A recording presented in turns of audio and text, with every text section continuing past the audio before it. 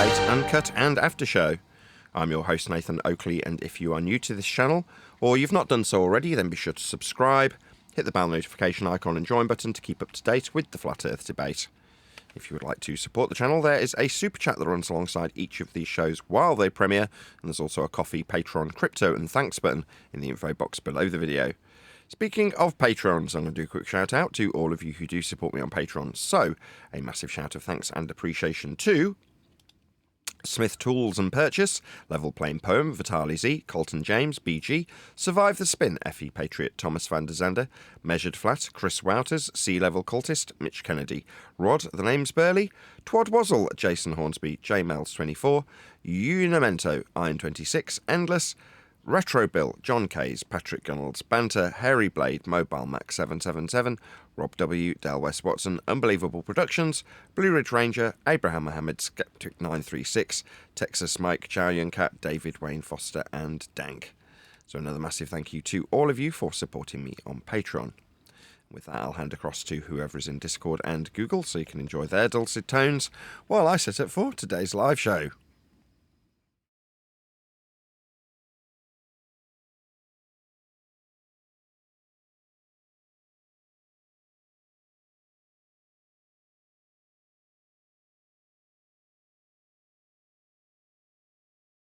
Pneumonia cases. Sorry, that sucks.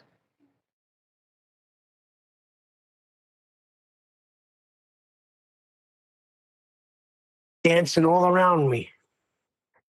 My middle guy got it first. He just got a cough now. Then my wife got upper respiratory. She's all right. Now the other two guys went from upper respiratory to pneumonia.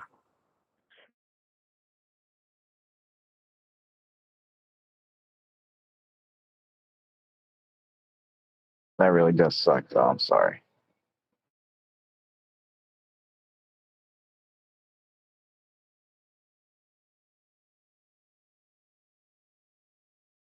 Drink orange juice. Yeah, it's weird because they say the vitamin C doesn't go well with the freaking antibiotics. Weird.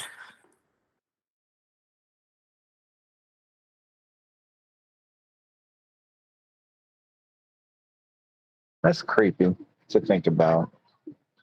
Like, something not working because you're on something particular, especially something natural. It makes it feel even less natural.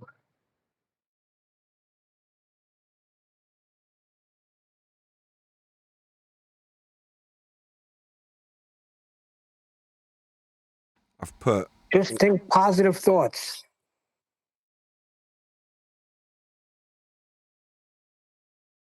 Where Are the Guns as the channel song.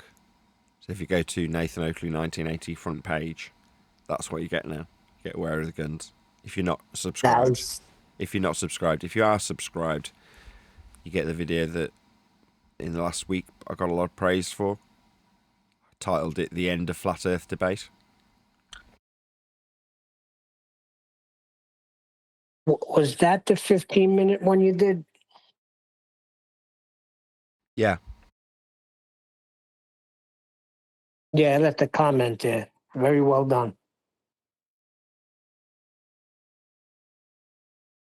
Yes, that's what you get if you're subscribed. If you're not subscribed, you get Where Are the Guns.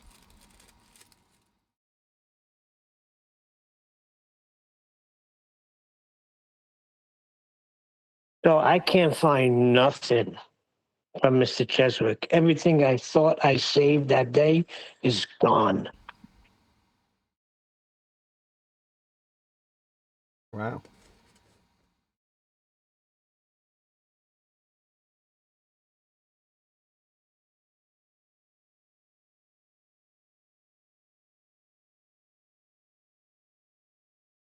It's not the first time, is it? No. he lives on the edge, that guy. What edge, Neil? Prove your edge.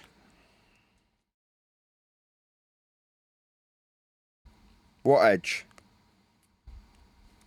Imagine all of those years they were telling us, where's your edge, when they had the edge. Or not. Their edge required a linear distance measurement. And a height off surface Yeah, and level. that's the kicker. They have no edge either. Yeah, we never needed an edge, and their edge came from flat Earth measurements.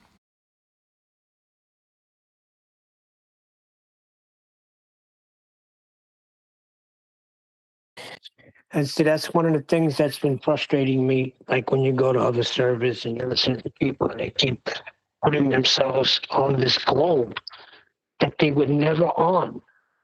Like you can't say, well, on the globe, I would be here, and on a flat Earth, it don't work. What do you mean? You were never on the globe. It don't exist. So how can you be telling me, yeah, but on a globe, it doesn't match? Match what?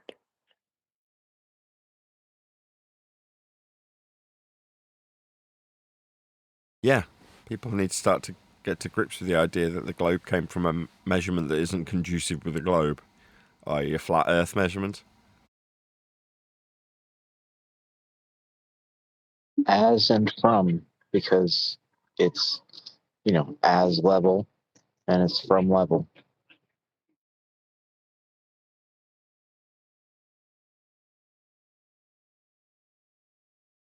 Yeah, all your measurements have to come from level.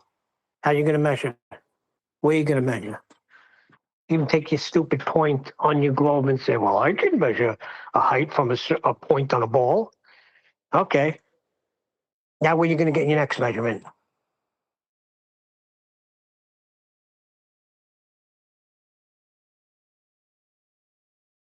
Maybe you can't. That assumption of a ball, where'd you get the ball from? Well, your ball came from flat Earth measurements.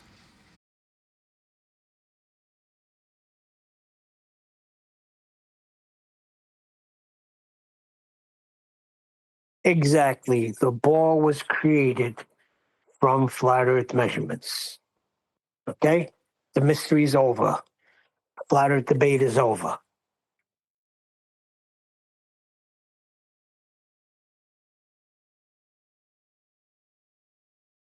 So I have something from 10th Man if you want me to read it. Yeah, go ahead.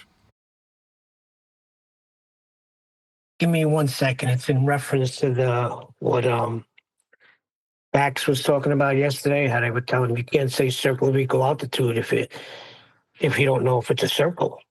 Did you walk the circle? So this is what 10th Man said. Give me 1 sec.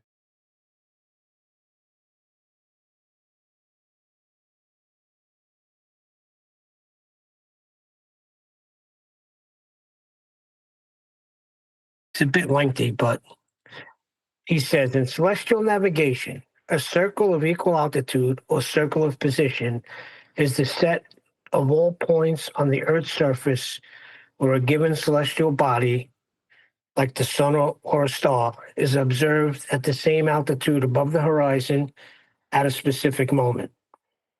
The center of this circle is the geographical position, GP, of the celestial body, the point on Earth directly beneath it at that instant.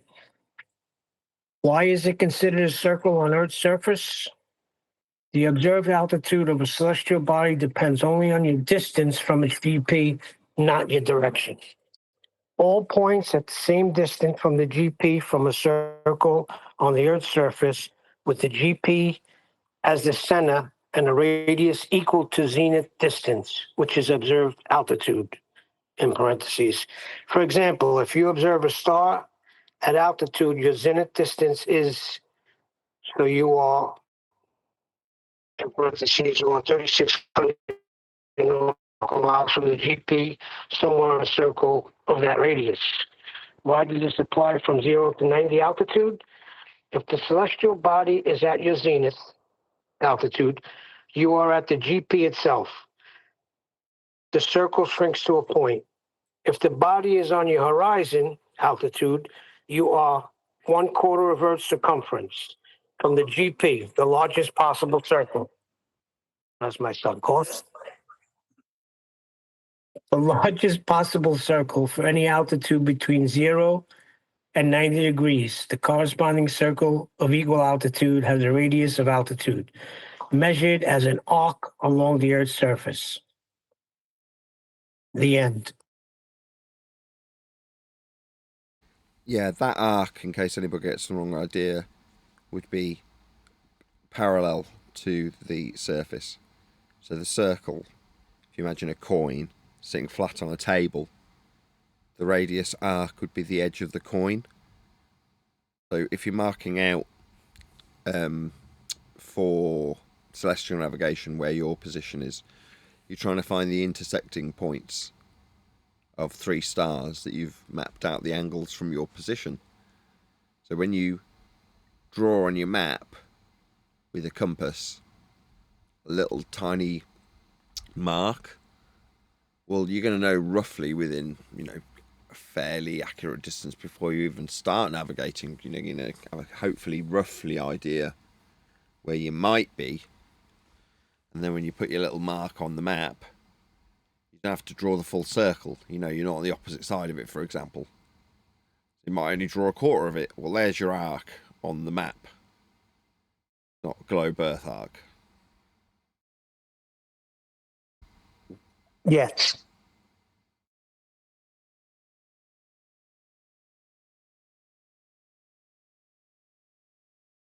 But that's what I was trying to tell you yesterday. I knew Vaxie was talking about not ballers, flat earthers. I'm telling them you can't call it a circle of equal altitude if you don't know it's a circle. I mean, what is this?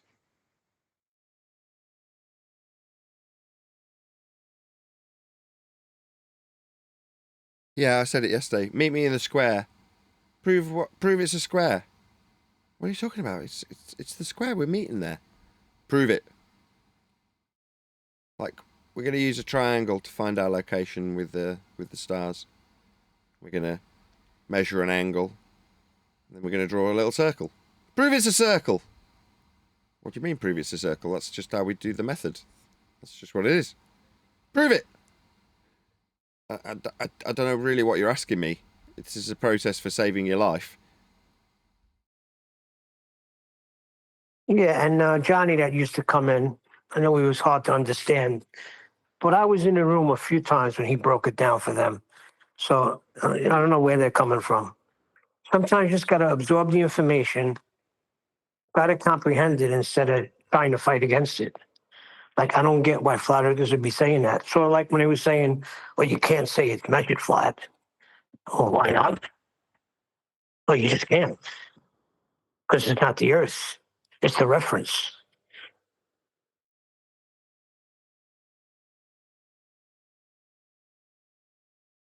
Yeah. Interesting that we were being told that we can't say that. Well, yeah, you can measure Earth flat. That's how this is being measured on screen to assert that Earth is curved. So if you're going to assert that the Earth has been measured to suggest it's curving, the surface is curving, then you look at the measurements, and the measurements are of a flat surface, that is Earth measured flat. There's no other way to describe it.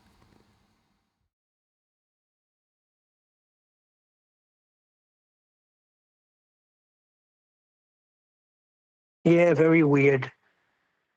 Not weird. Around about the time we had hundreds of shills. Hundreds is perhaps a bit of an exaggeration. Dozens of shills coming out of the woodwork as shills. Suddenly saying, oh yeah, it's actually a globe. Oh, actually, I don't want to be a flat earther anymore. There's a 24-hour sun. Hang on. Measuring elevation angles with respect to a planar surface for 24 hours and suggesting that means it's a ball? No. Oh, right, the false dichotomy given you by a lying pastor suggests that flat earthers say it's not flat if I see the sun. Well, what about if you measure it off a flat earth? They did.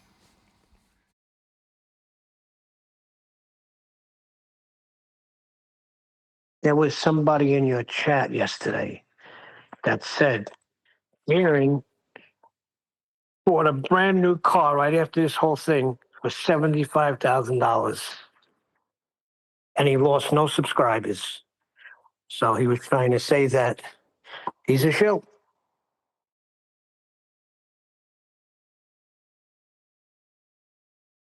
Yeah, Patty Steer got a car too and then sued Mark Sargent when he suggested the same thing. That's exactly what I was thinking. I mean, you're talking two cars now, not one. Now all of a sudden I'm hearing that he got a car, $75,000 car. I mean, I am also a little bit suspicious in that regard. I did just have an oil change.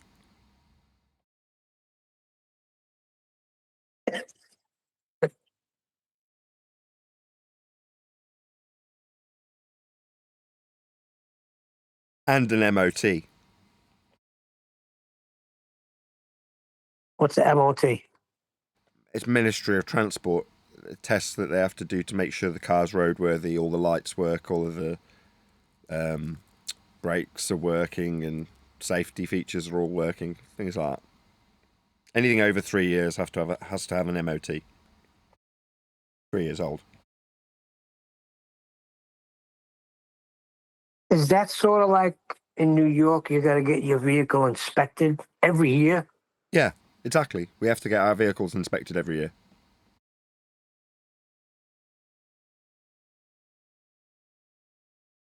It can't meet certain emissions, it can't pump out too much CO2, it can't make too much noise. Everything electrical has to be working.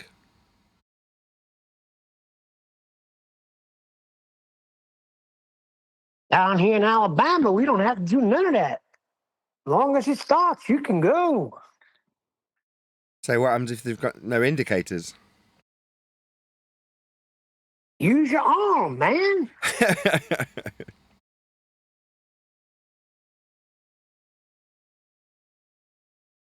Hey, Righteous. Long time no see.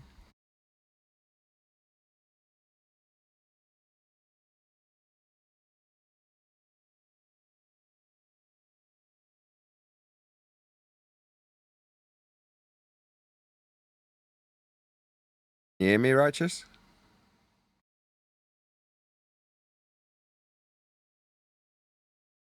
Getting the silent treatment from Righteous Force. Well, he's the absentee server owner.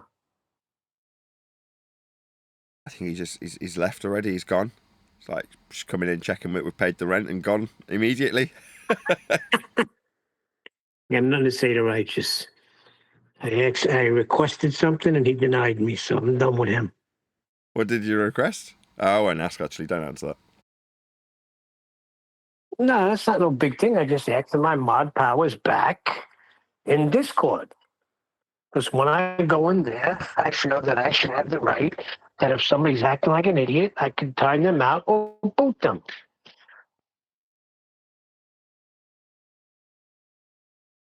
And he said no. Not only did he say no, he said I never had mod powers. That's ridiculous. Yes, I did. Betty gave them to me. That was in the old server, though. Yes, and then one time he took it from me, and I went because I went in Discord. I was like, "What the heck?" So I got in touch with Righteous. This is a few years ago. I said, "Why did you remove my abilities?" He said, "Well, you weren't coming in no more. I didn't think you wanted them." I said, "No, I still go in there. I mean, I don't go in there 8 hours a day, but when I do go in there, I want some control." So he gave him back, only to take him away again.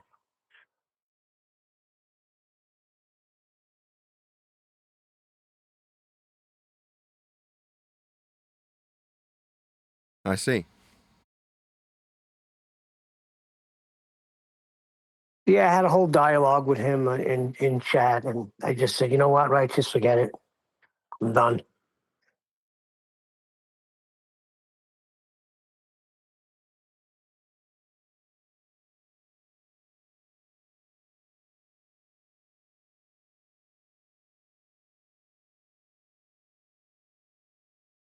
What are we going to do today? We're going to go over any videos? I haven't got one ready. Have you got one? I just had Duffy from yesterday, which I thought was worthy to go over. Stick it in, Master B.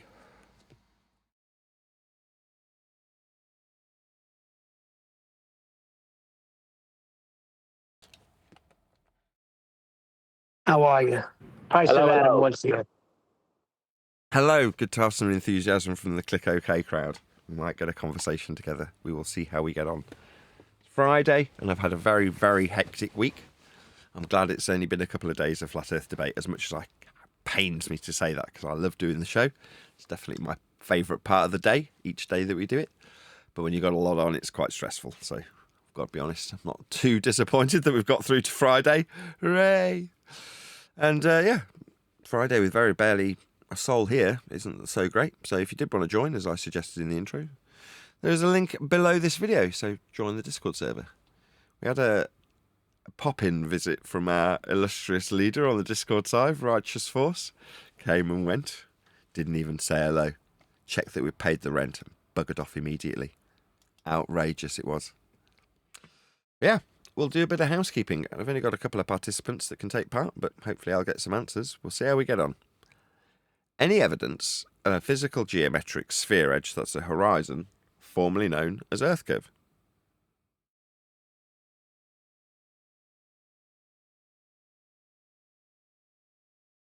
Yeah. Yeah. The horizon. What about it? That's where, if I'm standing on a beach and I'm looking at a boat floating in the distance and it just floats out of my sight, that means it went over the curve of the Earth. That's what the horizon's all about, Earth curve. No. See, that suggestion that the boat went over the horizon called Earth curve is Earth curve only in a mathematics called Earth curve mathematics. And that Earth curve, residing at 1.22 times the square root of the observer's height in feet, physical in nature, marked with an X and labelled horizon, not only relies on Earth being measured flat at surface level, and your elevation perpendicular to surface level, and your eye level flat parallel with the flat surface level. You also have to believe that you are viewing the world in side view with your own head in shot at a geometric horizon below the flat surface level you've just measured at 1.22 times the square root of the observer's height off a flat Earth in feet. So that you can say the distance, measured in a linear fashion in kilometres or miles, can infer that there's a blockage for the horizon mathematicized below the surface level to be obscuring your view at a distance that's also measured flat. So no, don't go over a physical geometric sphere edge horizon formerly known as Earth curve marked with an X and labelled horizon in Earth curve mathematics. That relies on us measuring the surface as a flat, plane surface to achieve those inferences of Earth curve blocking boats. Any evidence of axial rotation of the Earth-based variety?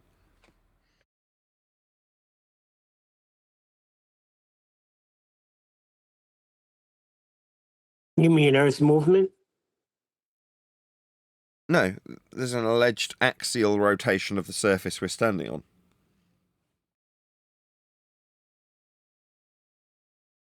Look, I don't feel nothing.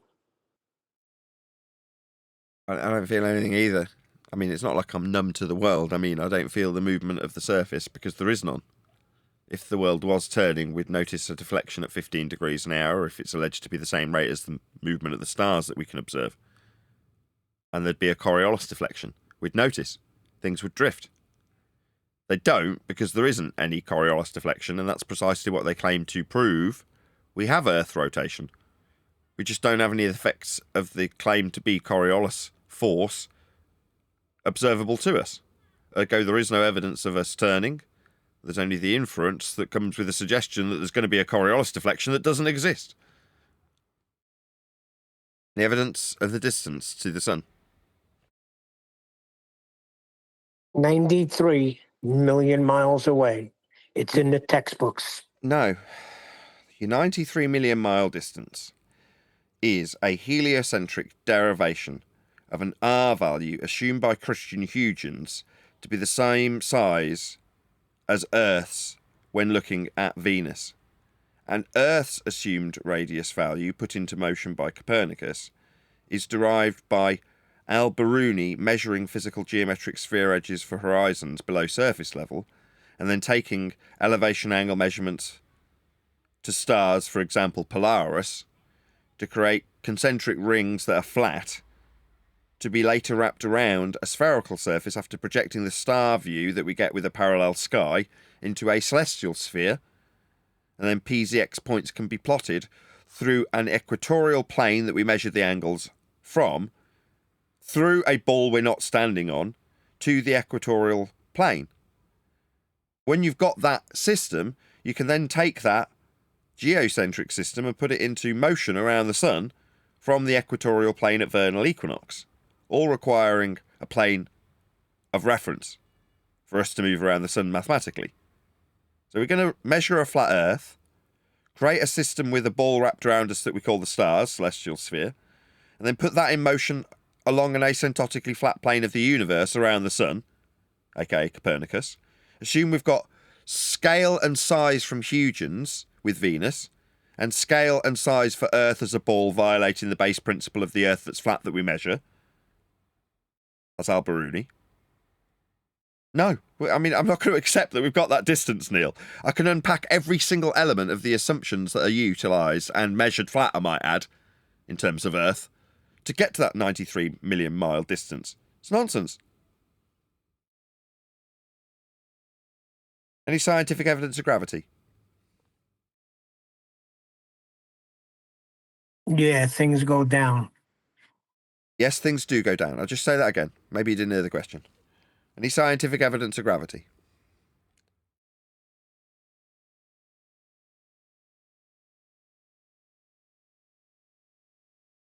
Some things go down, some things go up. Like the gas. Look up if you don't believe me and observe a cloud. Gases aren't going down, they're not pooling in puddles. Fundamentally, gas dispersion debunks the notion of a force of gravity pulling things down, go boom boom, go splash splash. They don't. Gas is expanding in all directions. Meanwhile, that notion of a force to pull things towards the ground was superseded 110 years ago by a pseudo-geometry invented by a man named Einstein. Now, I'm not too concerned with the descriptions of a pseudo-geometry. We, not in La La Land gravity, observe the world exactly as it occurs. And it occurs in 3 dimensions, not 4. We don't have a 4th dimension. It was invented by Einstein in his pseudo-geometry.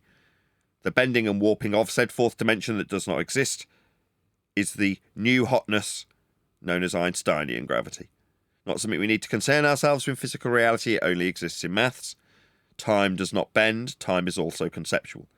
But Einstein's time-bending dimension is alleged to be the new hotness of gravity. Not a force... End quote, George Musa. So is that that particular gravity you're talking about, is that where we get orbits from? No. You get certain aspects of gravity like gravitational accretion in the Newtonian description of gravity. Same goes for aspects of soon to be perhaps defunct moon landing rhetoric. Like dropping hammers and stuff. Brian's all over this more than me because I find it, I smile because I find it very difficult to go through the stuff that is heliocentric by definition, like the moon landing, right? I've got no interest in it anymore. It's just so silly. So for me to start pulling it apart and looking at the nonsense waffle of the Einsteinian rhetoric of gravity that's incorporated into the moon landing, in spite of it being, what, 70 years out of date when they went? I mean, that's pretty crazy when you think about it. No, but there's a reason why. I'm going to tell you why.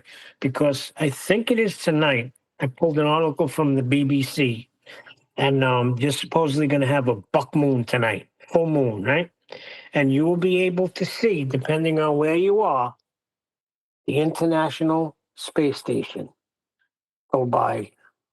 So you're saying that outer space, the vacuum of space is fake, But they're telling me that there's going to be a visible ISS tonight. Yeah, what's the ISS, though? International Space Station. Well, no, There's people in there. Well, no, because that's the problem. They've got two of those. One that they've labelled ISS, end quotes, light in sky, and the other that's underwater in a submersion tank that they have men floating around in it pretending to repair it, pretending to be in a sky vacuum that doesn't exist. Now, they say the two are the same thing, but we know for a fact that the one that's in the deep submersion tank is the only one that men are flying around, if you want to call it that. They're in water. Because the alleged Lite version is alleged to be in a sky vacuum, whizzing around in an orbital motion. We just spent, in the last housekeeping question, some time debunking in terms of the notions of heliocentric orbital motion invented by men derived from flat Earth measurements. It's absurd. Meanwhile, the asymptotically flat plane of existence that is described in orbital motion isn't capable of reification. So we don't have any of these descriptions of the planets, Earth, Sun, that Copernicus, Huygens, Kepler, all of these people gave us. They're just maths. Meanwhile, Well, it says that between the 9th and the 11th of July, the buck moon rises in the southeast, poking its head above the horizon around 10 p.m. It's located in the constellation Sagittarius, which never rises very high in the sky for those of us in the northern hemisphere. What's that? the hemisphere is the polar-centric system measured flat with latitude in the first instance that's been expanded out into a south pole-centric system, which has got a lot of problems, but the two get sandwiched antipodal from one another. Two flat planes, one on top of the other, equatorial. And then that creates the hemispherical combined view that we call the celestial sphere, the one that I detailed about 10 minutes ago, having the PZX projection of the globe put around an equatorial plane, north or south, if described as a sphere, that represents the planar view of the sky versus the planar ground that we stand and measure it with respect to, and then plot the angles we see of the planar flat sky from the planar flat ground base of the protractor as the angles that we see through that protractor, and then represent as though they're stuck to the protractor, like the stars are actually wrapped around us spherically. They're not. They're certainly not measured that way. They're measured flat. And by that I mean in the sky, parallel with the ground. The perspective view. Now if you say, no, that's not right, the stars are actually wrapped around us, heliocentrically. No, they're not. Imagine this, you're standing with a star directly above you, at your zenith, that means directly above your head. Okay? That's one star. To the left of you, you've got a star touching the horizon. And on the other, to your right, horizon, you've got the moon just coming up. It's 10 o'clock at night, right? Just coming up over the horizon. Did the moon come out of the ground? No, it did not. Is the moon smashed into the ground for anybody anywhere on the surface of Earth? No, absolutely not. It's in the sky for everyone always. But it's on the horizon. Yeah, it's at 0 or 180 on a protractor if you measure it. That's your hemispherical view of the stars, otherwise known as the southern hemisphere. Or northern. Yeah, there's no stars under my feet, but it's probably going to be a good sight, though. It says that means the buck moon will be low, horizon grazing full moon, and also instantly the furthest moon from the sun of the year. If you get your timing right and you happen to be in a favorable location, you might be able to spot the International Space Station in the sky on the same night that the buck moon rises. Isn't it supposed to be in the moon every freaking night? In the night sky every night? I mean, what they're babbling about? They're saying it occults the moon. Is that all they're saying? Well, they're saying you're going to be able to see them both at the same time, depending on where you are. Yeah. Are they suggesting that this ISS is going to occult the moon? In other words, by their estimation, one will fly in front of, that's their rhetoric, not mine, the other. Yes. Yeah, I don't buy So that. you can see I what don't the know. naked... Back to what the ISS is. What is it? As far as I'm concerned, the elaborate hoax that is the ISS, with the fake ceilings, CGI, pretending that men fly around, yeah, with all these wires on the outside that they need to get outside and repair, yeah, that whole story exists in a sky vacuum that doesn't exist. Meanwhile, the sky vacuum that doesn't exist does have a lie, also named the ISS. As far as I'm concerned, that light's always been there. It just doesn't quite work with their version of heliocentric orbital motion. Therefore, they have to account for it.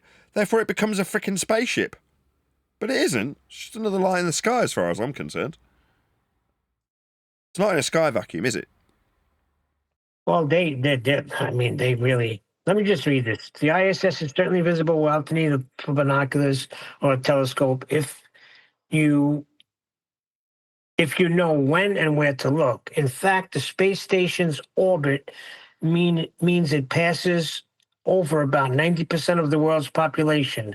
So it's likely flown above your head. Right, but if you're going to actually find out where it would be at what time, you'd need to be able to gather a measurement for it, wouldn't you? Oh, yeah. Right. Do they give you a measurement? No.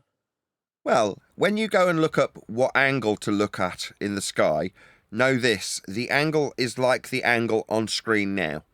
Let's say the ISS traverses this yellow thing on this diagram. We're going to call it the moon. I know it's not. But then you've got to measure a flat Earth elevation angle to it to know what time it's going to pass, at what angle with respect to a planar surface. That's how we measure everything always. So you know the ISS is going past because we're in an orbital motion, because the orbital motion comes from a planar measurement of an angle with respect to the equatorial plane when we depict the world like this on screen now, with us inside the ball on a flat plane, with PZX points projected through a ball that we're not standing on, we're making angles from within it, through to the celestial hemisphere, in this instance plonked antipodal north and south, giving us a celestial sphere, with globe in between. But we're still terminating the angle here, in the centre. Well, that termination of the angle is where you measure the angle. Nobody's actually inside a ball in hell. And in this diagrammatical example, we've just got a black void in the shape of an iron. Well, no, around the equator would be the equatorial plane, a flat plane that you're standing on to measure this angle. Well, those angles measured through a ball you're not standing on, to the sky that was measured flat and plotted with respect to its angle view I just detailed about 20 minutes ago, like it's a protractor. In other words, imagine this entire thing is just a protractor, because that's precisely what it is. It's representing the view that you get from this point. Now, does anybody ever get a view from in hell at the core of Earth to make the angle work? No. But in terms of how heliocentric motion works, you're working from the equatorial plane. You can't even have it work for the entirety of the span of the time and movement of the stars. It only works from one point in time, at vernal equinox. That's it. It's garbage.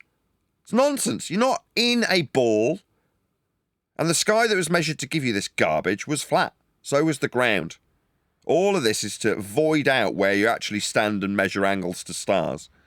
Well, you're also going to be measuring your angle to the ISS if you want to know what time it's going to be where. And if you do, you've measured a flat Earth to do it. And if you suggest that it's now moving in orbital motion, well, the orbital motion is this. It's come from flat Earth planar measurements at the equatorial plane at vernal equinox. You measured a flat Earth to create this nonsense, to stand in it, to describe angles to things like the ISS. Garbage.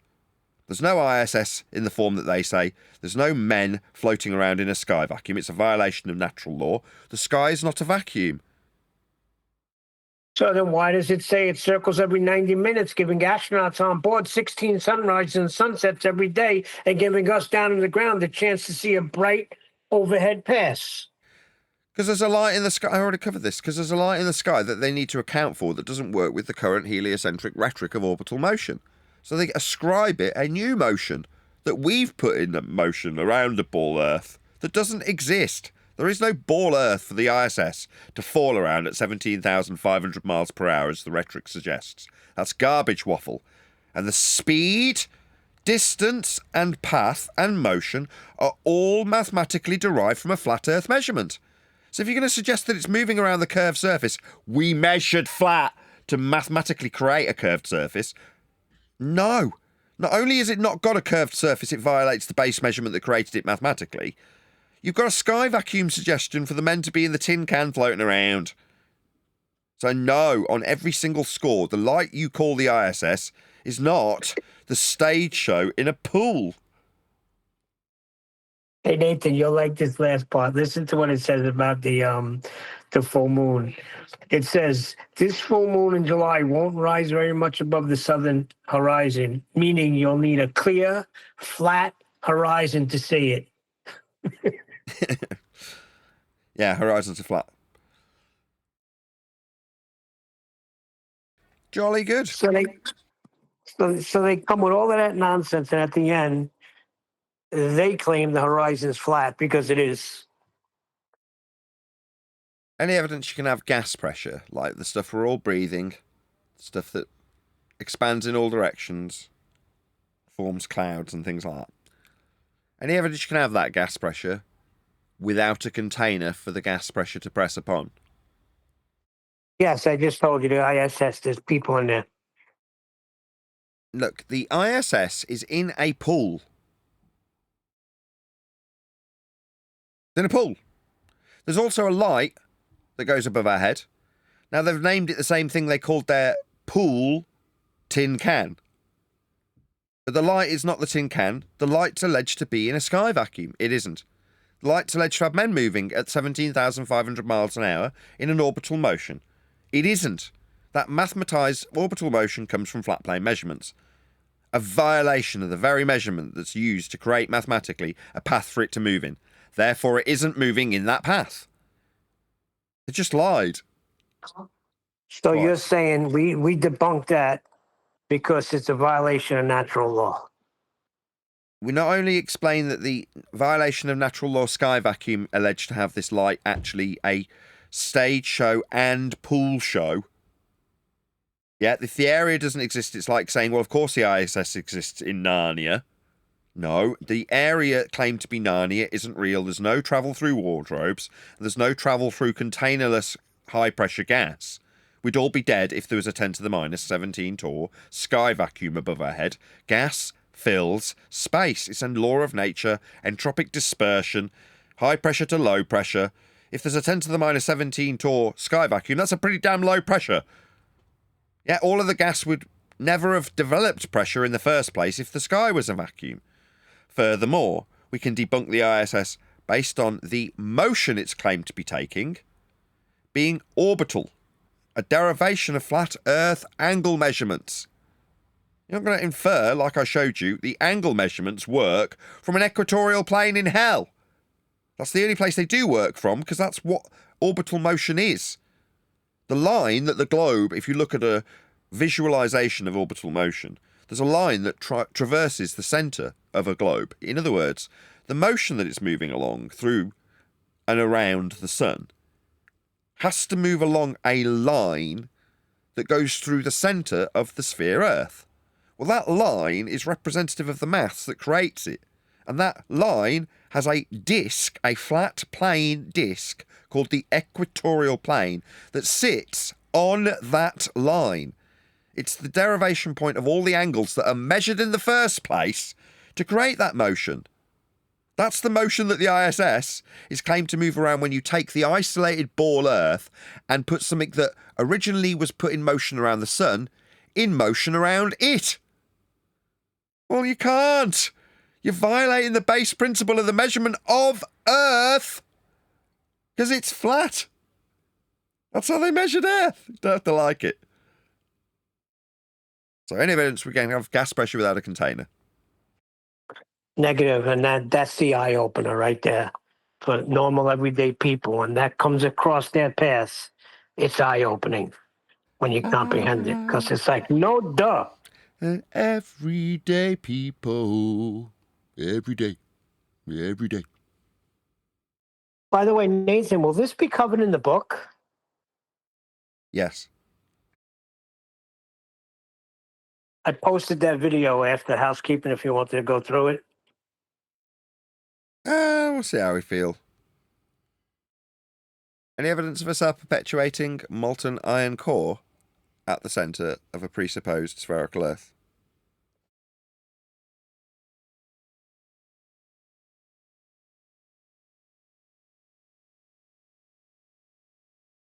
this thing on? Is that the first housekeeping question, or is that the reason why we have housekeeping questions? You know this is covered in the book. Are you going somewhere with this? Yeah, because it seems to me that if housekeeping got started with the most absurd question there is, then all of the questions have to be absurd following. When you, in 2025, break down some of the housekeeping questions, the nature of the question becomes more absurd than it originally was, because we're coming at it from a mindset that has not only preordained indoctrination of ball belief that you're getting rid of slowly, but also the absurd question being wrapped up in a statement that is answered of its own asking, in a way. So there's a lot of weirdness that goes on with the housekeeping question when you assess it based on the understanding of the Earth being measured flat to create all of these concepts global in nature. So your global orbital motion, for instance, you ask about it knowing that to ask about it, you've got to measure a flat Earth to ask about it. Which seems weird, doesn't it, Neil? Absolutely. We did it yesterday, so we're doing a bit of book editing, and not Righteous Force. Refracted curvature comes in. And I can't remember what the topic was, but I can remember what he was asking. He was like, well, are you pointing out that we've got... Oh, it was the Black Swan. He was saying, well, I know you've just gone through the chapter on the Black Swan, but at some point in the chapter, do you explain that just to have this conversation, a QE had to beg the question on multiple different fronts? Like, you had to really work with them to get this to function. You know, I mean, by the same token, I'm kind of my own rock and hard place situation, because I will be critical of people like Dave Weiss when they tell us that we see too far, but simultaneously we've got the modus tollens saying if Earth is a sphere, and in 2025 rhetoric we're like, why would we beg the question for them? Now QE's given them every extension, every advantage that he could possibly give them to formulate the modus tollens, and at the end of it you still have to ask the same question refracted discs. Do you point out that we're giving them allowances that require us measure a flat Earth to then have their R value in place for us to assume that Earth is a sphere radius 3959, so that every distance to the geometric horizon below a flat surface level can be measured at 1.22 times the square root of the observer's height of a flat surface level we're measuring flat? You're like, the amount of stuff that has to be given to our opponents to have the Black Swan argument is absurd when you assess it in 2025, isn't it? Totally absurd. I mean, for me, there's going to be a turning point, and I thought it would be the book, but for whatever reason, shortly after my dad's funeral, I made a video about Earth being the flat Earth debate being over, and it's received incredibly positive responses. Now, to me, that video is no different to any other. Go back and look at all the edited videos I've made in the last 3 years. There's no difference as far as I'm concerned. It's exactly the same video. But it's the time that the video comes out. The penny's dropped for almost all of the flat earthers that are in this community. The people around me, I'm not just being like self-obsessed when I say it in this way. The people who surround me know Earth's flat. How's it put in Matrix? By the Oracle? Balls to bones. Are you listening to me, my audience?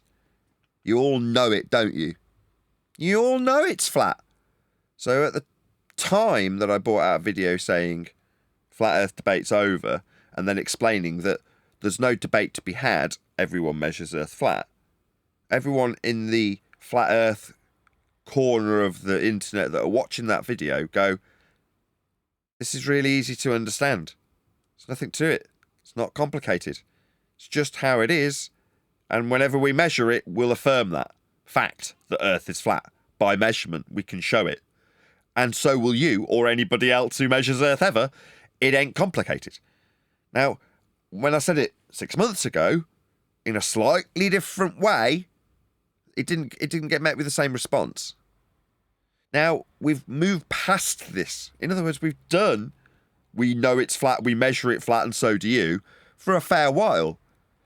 So having it sunk into every person in the, the audience that's on the flat side at the very least, and having them getting ready for something else to occur, the book coming out, you then point out, yeah, the book's coming out.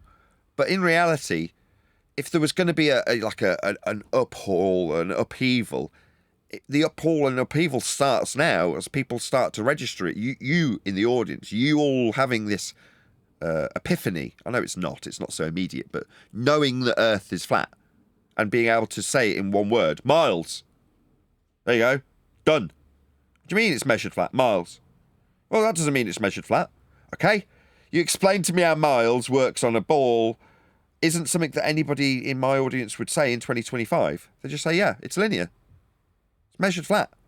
Not, how can I open the door for you to argue that this works on a ball? We don't do that anymore. So back to the original point, when you look at a housekeeping question, which is that old guard way of keeping the rhetoric of a ball that's been argued and defeated alive in the mind's eye of anybody who watches the show, it's like now each time you assess that flat earth debate housekeeping question, you go, if the earth is utilising a sphere edge for a horizon, you've got to measure it flat for the miles to assert the distance to it, and you've got to measure your height off a surface level that's flat, and then you've got to get up with an eye level that's parallel with the ground. You're like, everything I do that I measure is flat. So it's absurd to assert that there's a geometric sphere edge for a horizon below the surface level I've got to measure. Seems like a stupid place to be. Asking about containment is equally absurd when you know there's a law of nature dictating our perception of how gas behaves always and how we describe it to one another. And yeah, it always spreads out in all directions until it collides with something. It's just what it does. Unless it's, what, got a containerless sky vacuum above it, and then it doesn't? Because we need somewhere for the ISS to float around? Hell no! Nathan, this sounds like celebrity flat Earth talk to me. Celebrity flat earth talk? What the hell are you babbling about? Yeah, we're accused of being celebrity. That's like celebrity flat Earth. If you just come in and say Earth is measured flat, and then the argument.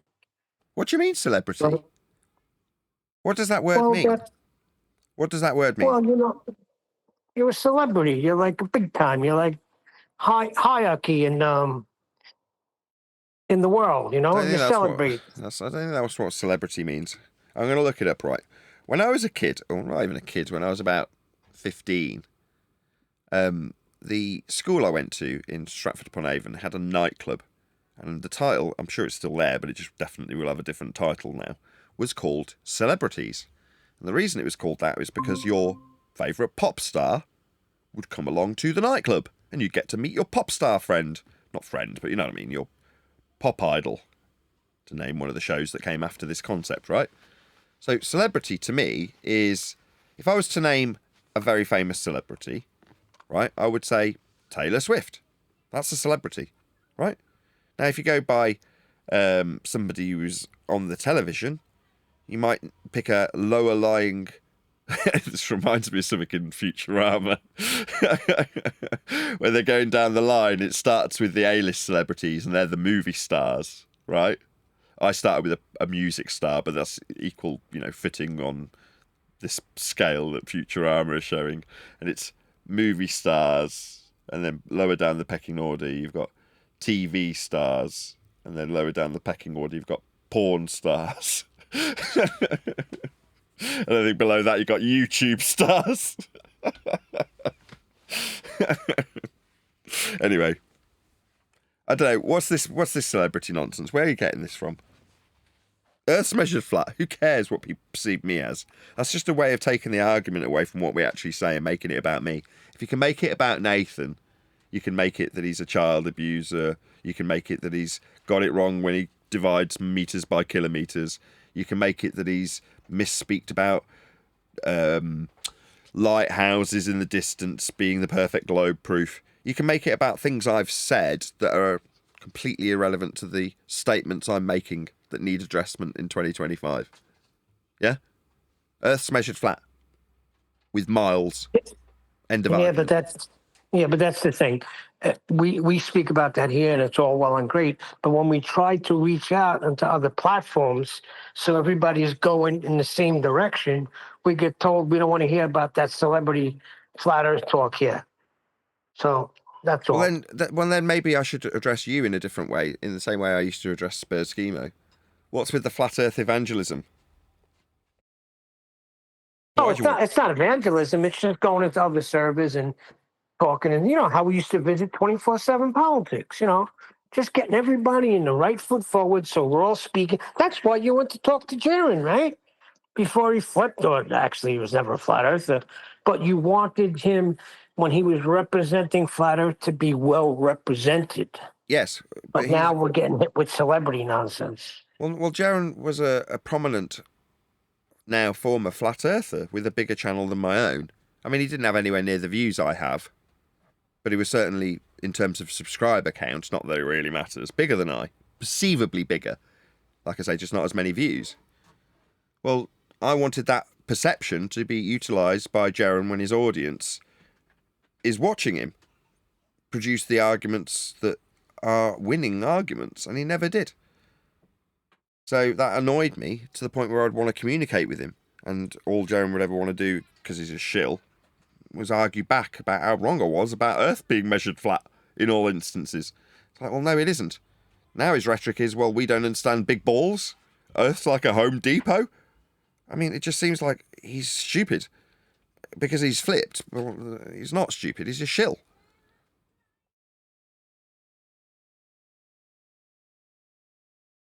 But he always was, right? You can only be in that way if you're always in that position.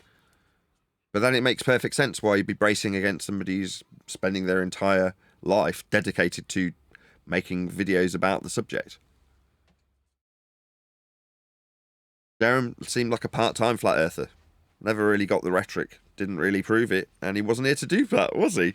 He was here to say, if the sun's up for 24 hours, measured off a flat plane with angles, then it can't be flat. Well, what about the angles? What about the measuring it flat bit? Did that not... How can you say it's not? You idiot. That's just stupid. No, shill. What about the flight over there? Hello? Yeah. Exactly. Well, you could go on forever, right? But what? To create this on screen now. A ball with an equatorial plane bifurcating the centre of it, so that you can create this hemispherical view of the stars you measured through a protractor. Imagine the globe in this image is just a protractor, with all the degrees measured on it. Well, where's the angle to this star terminating? Is it terminating at the surface of the ball? Of course not. It's terminating inside it at the equatorial plane at vernal equinox, because that's how we measure Earth. On the flat plane we measure this angle to Polaris with, to give us latitude. That's how Earth gets measured, flat. There's no getting away from it. There's no getting around it. Earth is always measured flat. Yeah, anytime you're taking a measurement of anything, you have to do it from a flat plane. I mean, how would you do it any other way? You can't. Yeah, so to turn around and say, well, we just don't understand big balls, I saw the sun. Okay, you saw the sun and measured it flat for 24 hours with elevation angles. Something that your party, Jaron's party in this instance, was acutely aware of. One of them kept proactively contacting me, kept on getting in touch like a creepy stalker. I counted off the amount of times I reactively responded to MC Toon, with him stalker-like in my comments. And on the 100th occasion of this creepy stalker-like behaviour from MC Toon, met with the same response every single time. You measured Earth flat with your elevation angles in your 10k challenge. Well, on the 100th occasion, I responded reactively to this proactive onslaught of a stalker called MC Toon, intent on changing my mind like a globe Earth evangelist, telling me what's what, in spite of his own flat Earth measurements I kept pointing out to him. Well, lucky old me, I got a phone call while he's alleged to be in Antarctica. Might as well be in a tent of televisions. I don't care. He's measuring flat surface elevation angles for 24 hours to a sun on television screens, or maybe in an area they call Antarctica. I don't know. I didn't confirm. But I did confirm he measured Earth flat. I told him for the 100th time. That's not some creaky blinder exaggeration. That's an actual countable fact. You can go back through my comments and see every time this creepy stalker proactively contacted me to tell me Earth's a ball, and having me respond that Earth's measured flat by him every single time that I counted off.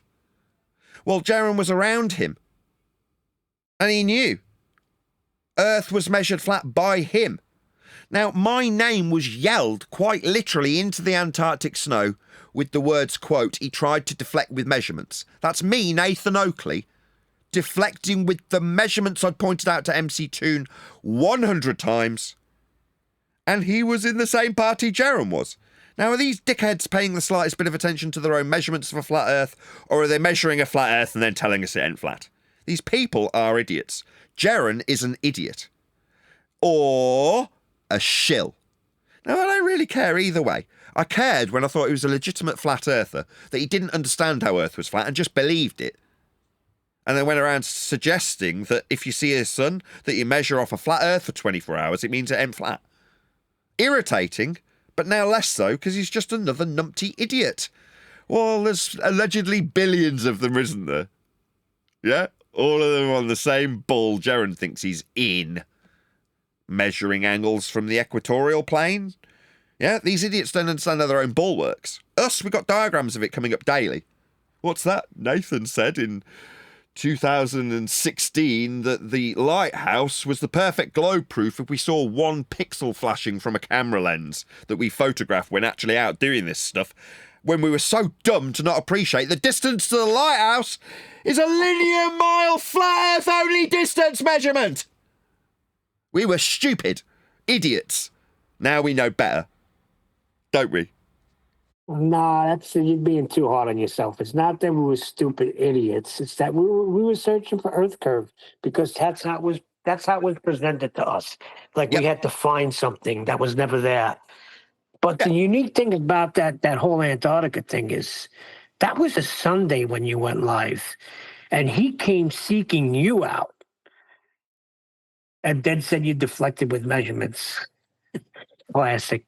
Yeah, what measurements are those? The ones that the people in my comments... I loved it. There's someone left a comment that was like, "Welcome to the automated anti-flat earther / global response section. Pick a letter that best corresponds your globe earth response. A, there are no measurements of a flat earth. They've never been presented. B, he tried to deflect with measurements. C, Nathan beats his kids. D, where are the guns, Nathan?" This is on a video pointing out that all Earth measurements are flat in all instances. Same one we were talking about in the pre-show. The end of flat Earth debate.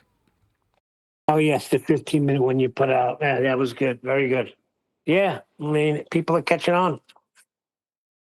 They already knew. It's just, it seems like in the last couple of months, the penny has dropped. Because when I hear it, you can tell by the way someone affirms that they understand. It happened the other day with Vaxi. He started describing something, and for me, I'm like, yeah, you know Earth's measured flat. It's perfectly acceptable. There's nothing else to discuss with Waxy in this regard. He gets it. And then he's explaining to us how at some point the penny dropped and Earth being measured flat is really obvious now to him. And then he started describing Zenith wrong with Brian, and Brian immediately is all over him like flies on the proverbial. And rightly so, if you're going to start discussing this with globe believers, you've got to know your stuff. Alternatively, if you're not going to be a flat Earth evangelist, you don't need to know anything about how heliocentric worldviews utilise flat Earth measurements to create the sphericity I'm showing on diagrams on a daily basis. You don't need any of that. You just need to know that Earth is measured flat and then go and look for any example of any Earth measurement ever. And the second you notice that it's measured flat, you know it to be true, you can get on with your day. Just don't be that guy. Don't be that girl who wants to convert next man with limited information about how you are somehow special because you figured out that Earth was measured flat. Yeah, it always was. And the globe came from those measurements that you're so special for knowing. So you're not that special after all. The globe utilised the same what special measurements you found out about? Yeah, they always were being used, but just to create a globe, as crazy as that sounds. That's why they had no qualms about saying, yeah, it's a really big ball that we measure flat. That's why they did it. So you're not special. Get on with your day.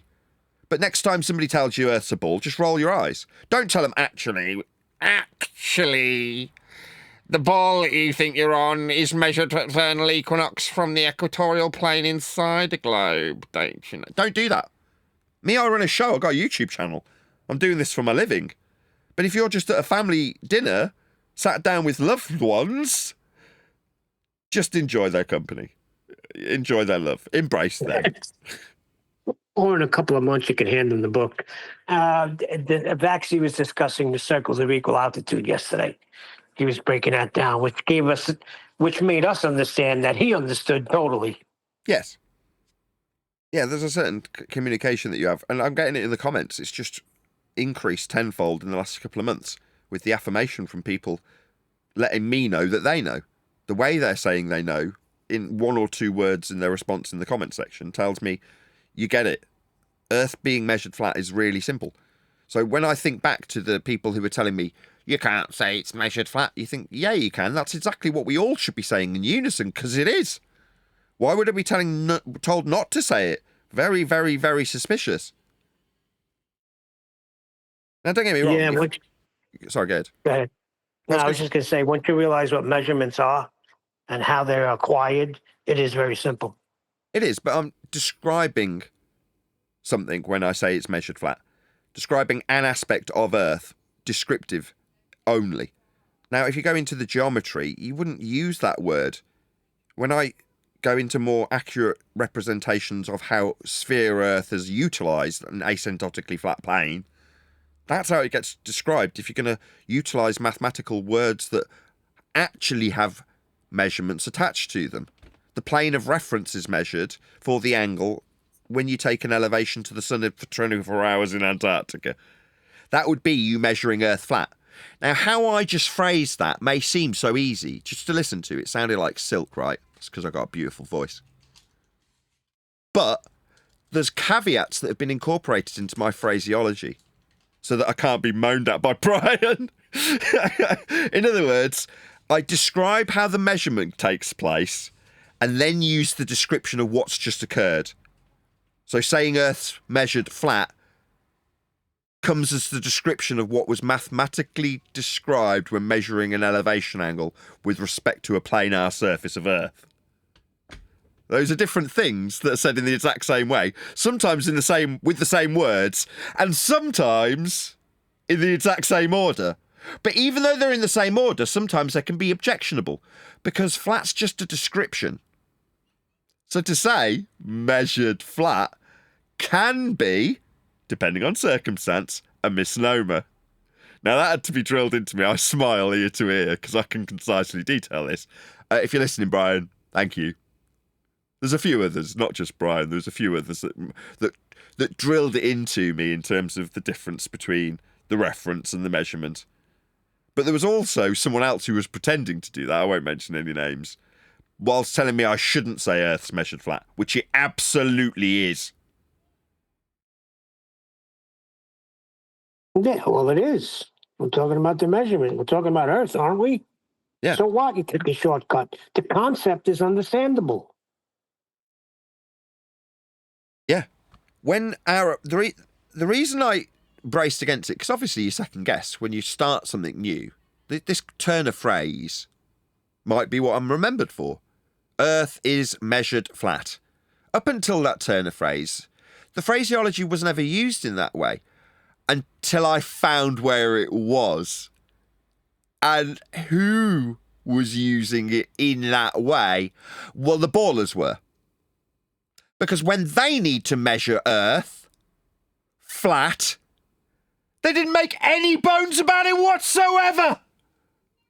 So when I went and looked for people just describing, because that's all flat is, how they measure Earth, and it got described as being measured flat, I went, oh, it's all about understanding the context of the measurement and the geometry for the description of a flat Earth that has been measured, to make all the sense in the world if you get the words in the right order. And sometimes you can have them in the right order and still be wrong because of the preceding words that you used in a semi-accurate descriptive way for an actual measurement of Earth's surface, which will always be flat. So I can do this all day. The words come easy when you understand the concept, is the point. Yeah, conspiracy cats. I'll give you a flat Earth. Yeah, you certainly will. You will, because you know how it works. And therefore, it's a caveat you need to throw in. Yeah? But it's much easier if you say, I'm being generous to my opponent when I utilise a flat surface to measure perspective. Because Earth will be flat to do that. Like all measurements, perspective or otherwise, miles or otherwise, heights or otherwise, they'll all be flat. Because that's what Earth is. When we measure it, that's how it gets measured. Yeah, you can't get around that. That's it. Game over. Yeah. Thank God it's Friday. I'm looking forward to having a little snooze. What do you call it is it siesta when they sleep in the day? Call it a nap. It's just too hot in the middle of the day, right when my show takes place, because it's the most widespread in terms of the amount of people potentially awake. Now, it's unfortunate that my biggest audience are just getting out of bed, but that's how it works. This is the right time to capture the most places awake from the beginning to the end of the show. It might be that the Aussies are really, really sleepy and you guys are just getting out of bed and still taste the toothpaste, but that's how it works. But it means that I'm right in the middle of the day here, so it is absolutely swelteringly hot here in the UK currently. And it's not like if someone says, well, it's only 30 degrees. Like, no, you don't understand. It's 30 British degrees. Yeah, an air conditioner solves all those issues. Yeah, we don't have that here. I should put my fan back on, but I'm going to be doing a round out in the next. I suppose I could tolerate it for 5 minutes. Find the stupid remote control. That's it. My brain started to boil. I'm starting to lose things. Well, before you lose things, you can plug the ball busters for tomorrow. Is there a ball busters tomorrow? Yes. Be here or be sphere on the Quantum Eraser YouTube channel. 7 p.m. UK, 2 p.m. Central Standard. Oh, it's 8 p.m. UK, isn't it? 8 p.m. UK, 2 p.m. Central Standard on the Quantum Eraser YouTube channel. Be here or be sphere. Terms and conditions may apply. Diarrhea, vomiting, and other side effects may occur. Which, by the way, we noticed a little, the videos that QE goes over with that biologist, James Tor guy. There was a few phrases that he used that I've only heard QE use. And when James Tor, before all of these new findings, he never used these terminologies. Like what? Like alpha and delta G. So That's some not bodies unique are to listening. QE. Do you think delta G is unique to QE? No. Oh, What sorry. I'm saying is, hold on. What I'm I'll tell saying thee. is, James Tor never used that speech before. Oh, the other way round. You're saying that the use of this highly technical... Is it a disco band from the 70s? What, delta G? Yeah, like Brown Girl in the Ring. Brown Girl in... Oh, that was Boney M. Yeah, delta G. So you're saying he's utilising QE's terminology because he's actually gone and looked at what QE talks about. Or somebody's presented him some stuff. Could be, because when speaking about the topics, he never used that phraseology. Ever. So it's just a little coincidence. QE is massively underappreciated. I mean, sometimes when I moan, I'm like, I want more people watching. There's only 67 people watching this absolutely amazing show. It should be 400. Right? And then you look at QE and go, yeah, QE's a lot more underappreciated than I am, given that I've taken his rhetoric and am more popular than he is with the success of his rhetoric. You know what I mean? I'm not saying that's the only reason I've built up success, but you know what I'm driving at. Obviously, I smell better than he does. Yeah, I know exactly what you mean. He is underappreciated. Yeah, he is hugely underappreciated. And as a resource generally, I don't mean like for flat earthers or just the people he opposes who need to research how he's pummeling them. It's like, I'm getting whipped, but I'm not exactly sure what this whip's made of. Should really go and find out. I'll give you, for instance, not only James Todd, but my son came to me the other day, my oldest son. And he said, can you ask QE that I need some information? I've been in a debate about quantum mechanics. I need certain things. Now, in times past, he would never, like repulse when you hear QE. But now he's coming and asking for certain things that he needs in a debate he's having online. Fair enough. We haven't had a single word all live show from Discord. I was thinking the same thing. I was going to ask you, are they still alive over there? I don't know. There's 3 people in there and my light's flashing, so I'm going to assume that they can hear me. But nobody said a single word. Hello and good morning. Good morning. Hello, good morning. How you doing? Hello. Good afternoon. Wow, look at them all. Can you all shut up? Bloody hellfire. Can you go on mute? 2 minutes before the show Bloody ends, you interruptions. decide to pipe up? That's an old Italian joke about a man who never speaks with his Italian wife who's constantly talking about how the husband won't shut up, won't ever speak. What do you want me to say? My wife 2 times me? You got it. Shut up, no one's talking. That's it. He never shuts up. But in Italian, it sounds better. It's from, what is that, from Goodfellas? I think it is from Goodfellas, yeah. The mother tells the joke. Yeah, that's funny. Right, it's going to be a relatively early round out, that is to say, on the hour. I know you'll normally have about 10 or 15 minutes more, but it is sweltering here. So, the reason I was getting your attention, Discord, was, is there anything that you did want to add? Is there any pressing matters before I do actually round out the live show? Good though it's been. Yeah, I got some new YouTube videos. You guys can go check that out on the Righteous Force channel. You mean be here or be sphere on the Righteous Force YouTube channel? Christian content added daily. I don't know if there is, I'm just making stuff up. It's more consistent now, yeah. So go check it out. The Righteous Force YouTube channel, that is. You don't have to do a Probably. promo. Probably consistently wrong, but Oh, here we go. All right, I'm going to round out. This is going to turn into something nasty. I can just feel it.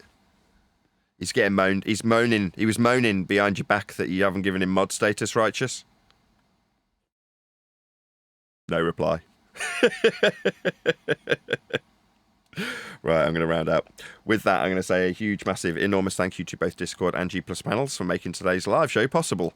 If you are watching this on either Nathan Oakley 1980 or Nathan Oakley Premiering streams, however, stay tuned as there will be an after show to follow.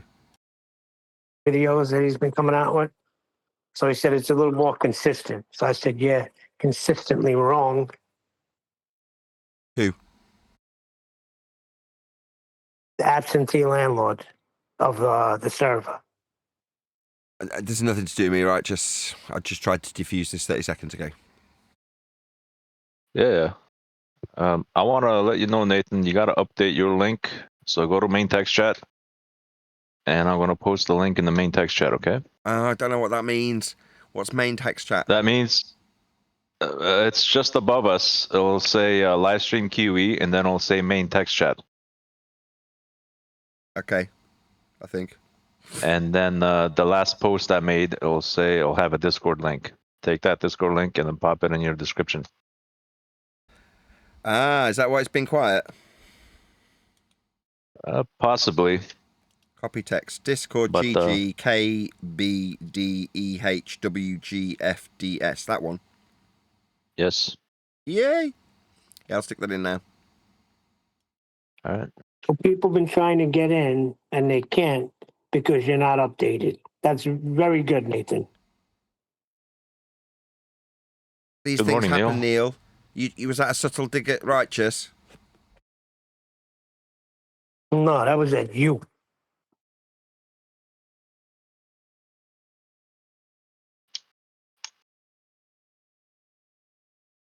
Well, Why can't it be at both of you guys?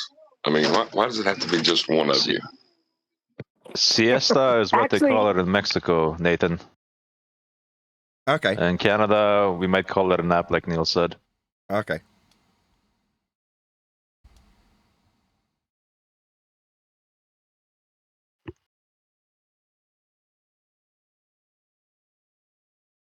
You were saying something, Refracted?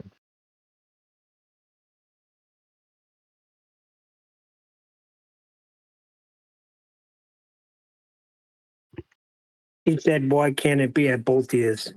My dig. Well, actually, if you think about it, it was.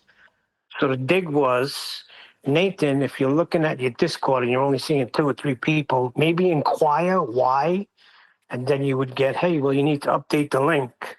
Or it could be against you, right? Just for not reaching out earlier and saying, hey, Nathan, you got to update your link. I did try to get in earlier, but I couldn't get in. I don't know. You guys got busy on the show, and I didn't want to interrupt. QE got notified earlier. I told one of the mods to do it, but I guess they never got around to it. Or Yeah, well, two of if the you had the mods. right mods like Neil there, and you would have said to the mod, Neil, hey, you got to let Nathan know he's got to update his link, there wouldn't be a problem. But I'm not a mod. Oh, More's the pity. well, it is what it is now.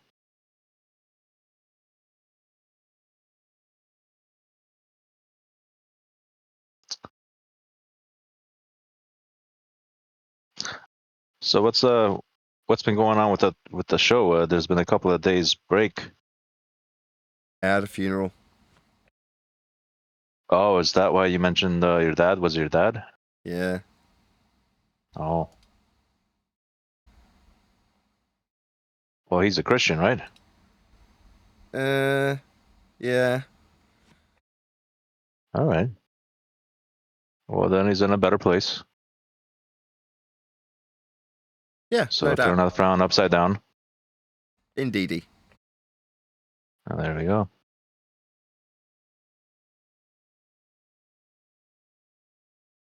Yeah, condolences, Nathan. Yeah, it's a hard one when you lose your parents, isn't it? I'll tell you.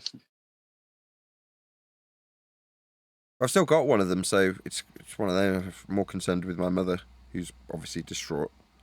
So I've been calling her the last few days. But yeah. Crap, but there we go. That's life.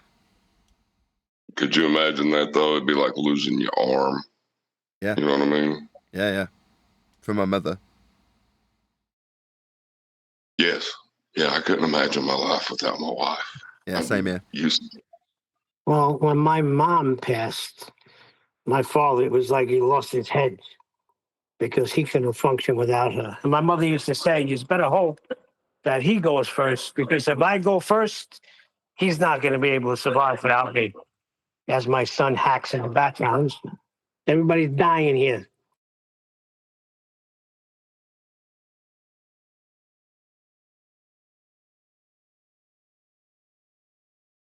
Anyway, and she was right, because for the next 2 years, all he did was drink himself to oblivion until he couldn't drink no more. And I told the Irish guys at work, my father's drinking like a quart of vodka a day. And the Irish guy was saying, oh, good for him. I said, no, that's not good for him. He's not eating. He's not doing anything but drinking. And he went, good for him. Yeah, he was like so proud that my father was drinking a quart of vodka a day. Oh, good for him. Freaking Irish boy. Yes, because that sounds pretty sweet, right? Because obviously if you can drink a quart of vodka a day, you ain't got much on. You've got time to be getting, drunk. Yeah, he did everything right because he joined the union. So that means he had money coming in. Like when he got out, he saw the handwriting on the wall before anybody with this company he was working with. They were very fugazi, mafia company. And he got out on 3/4 disability.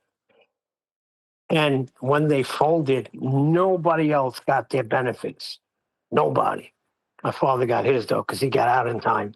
So he would get a check for, I'd say, what was it, about $2,900 every month, which wasn't bad. But just him and his wife to live on, my mother. So, yeah, he didn't have to do a thing. Great.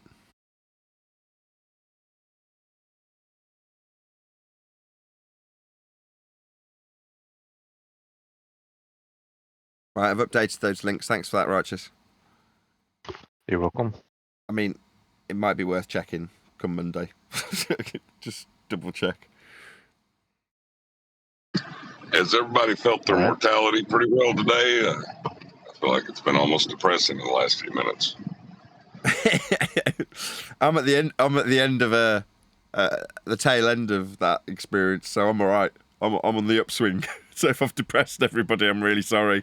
You know, me getting condolences, I can't help that. You know, that's beyond my control. I'm still grateful to all the people who've wished me condolences, though. Thank you. But no, I'm on the upswing. I've been very depressed for the last few days, as I'm sure you can imagine. When is it the right time? Like, how long has to go by before people say, I'm sorry to hear that, or my condolences? Same thing with New Year. So it's New Year. When's the time to stop saying Happy New Year? April? I guess it is the right time. It's just too soon and not too soon.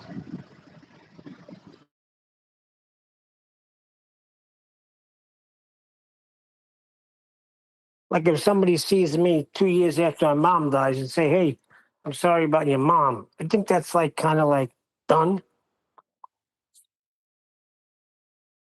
So I obviously put the FED, just to change the subject slightly, into a bit of a false dichotomy when I suggest what you can do with the information when you get here. So I say, you know, take the information, know that it's factually accurate, that's to say Earth's measured flat, go and check out an Earth measurement, double check that it is actually flat and I'm not just making it up, or whatever you need to verify that fact.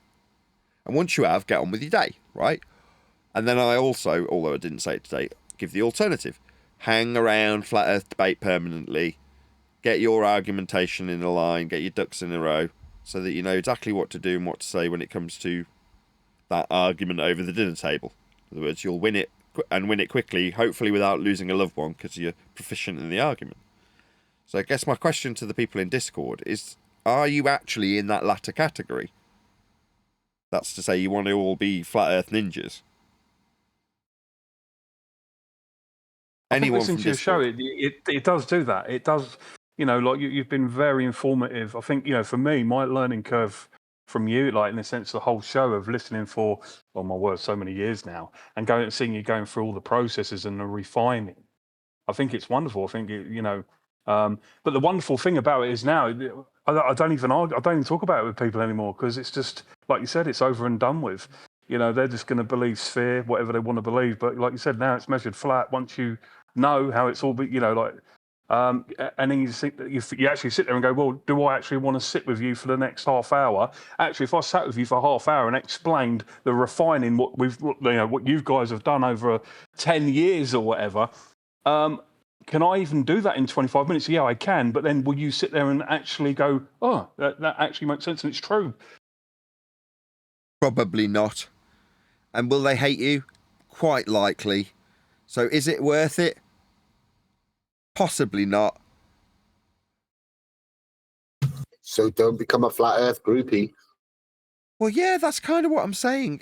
And Moop summarised it nicely in the respect that when you get to the point that you absolutely know it's flat, you do feel kind of less inclined to proactively debate it. You're a good example of this, actually, Craig, because you deal with these circumstances reactively quite regularly because you face the public. So you'll get some offhand comment from some member of the public, and you will correct them. You know, you don't stand on ceremony, do you? Well, there's no point in trying to hide things from people, is there? If they can't handle it, that's not my problem. I love it. I mean, I do. I worry. Maybe I've just got a bit more empathy. I do think it's my problem. I'm like, I don't have to spoil their day when I correct them. But there's that word which is ignorance, which everybody says that ignorance means you didn't know, but I disagree. Ignorant means you ignore something, so you need to tell them before they can become ignorant. Okay. So if you're gonna, rather than what might be summarised better as ignorance is bliss, it's not the ignorance that's bliss, it's the pre-ignorance that's bliss. After it's pointed out, then you're ignorant because you've ignored what you've just been taught. Yeah. If you choose to ignore something, that's what I class as ignorant. But you can't ignore something if nobody told you. So if you've always been taught the world is a globe and nobody's ever told you it could be flat, you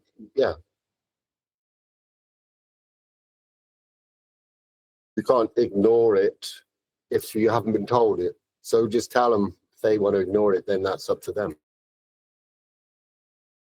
Yeah, I get a weird perspective on this because it's my job. Therefore, when I'm not working doing it, you don't necessarily want to tell people about it. Whereas if it's like not your day job, it's your hobby then, isn't it? If you do enjoy talking about it, which obviously I do, or I wouldn't have done it for 10 years.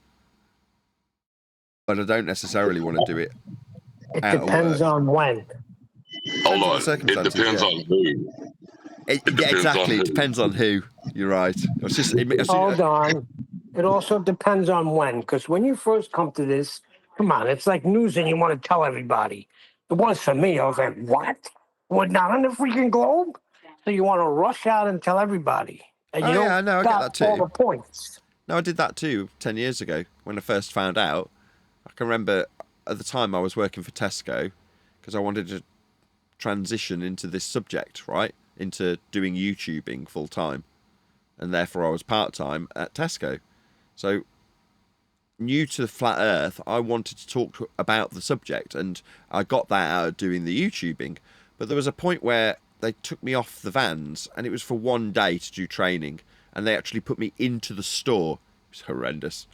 That's how people do it all day, every day. That aside, I did it for half a day to get the training that they insisted every single staff member had. But while I was doing it, the guy who was next to me, I told him, I'm like, Earth's flat, and here's how. And gave him my best rendition 10 years ago of why we didn't see Earth curve or whatever garbage feast of nonsense I probably spewed in his face. But I felt compelled, like you're describing it, Neil. I did. I felt absolutely compelled to tell next man. And as soon as the opportunity arose, I became that flat Earth evangelist that I now chastise 10 years later. I'm such scum. I've still got such double standards. It's not double standards. It's the course of things. Now I couldn't give a crap. I think it depends on who you're talking to, what the conversation goes.